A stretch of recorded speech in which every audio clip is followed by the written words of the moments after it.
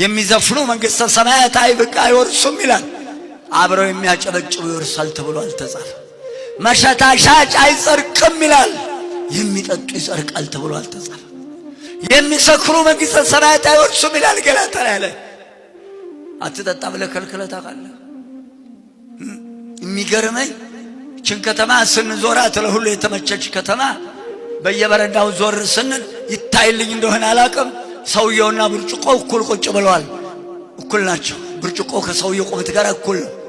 ሲገለብጥ ያመሻል፣ ተገልብጦ ያድራል። በላው ስም ስናወጣ በላው ብለን የለም እንዴ? በላው ነው እኮ እንግዲህ ሄዳ ምን አለ ብለው አደፍርስ አልከው ደፍርሶ የለም እንዴ? አሸብር አልከው ዓለም ሙሉ ተሸብሮ የለም እንዴ? ናደው አልከው ዓለም ተልዶ የለም እንዴ? ተው የሚላለ ሚከለክላለ። ይብላኝላቸው መጠጥ የምትሸጡ ሰዎች ዘር አይወጣልህም፣ አትልፋ። ቢያመነዝር ትዳሩን ቢፈታ እናንተ ልጅ ያልሆነ ሥራ ቢጣጥቶ ሰክሮ ጫቱን በልቶ አለ እንደ ጫት ነግዶ ማትረፍ።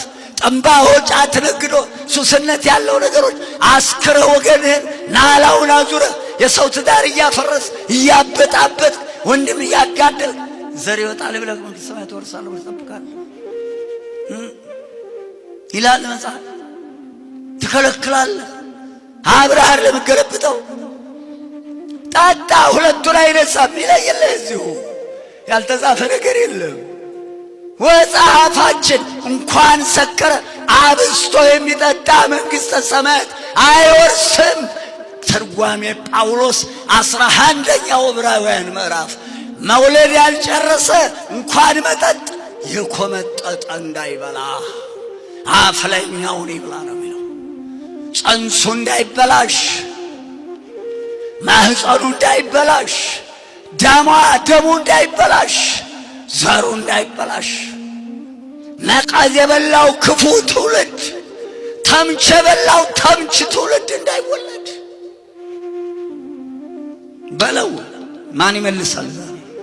ይታወጅልሃል። ማታ የመጠጡ አይነት ያመኑ አይነት ይታወጅልሃል። አዳምጥ።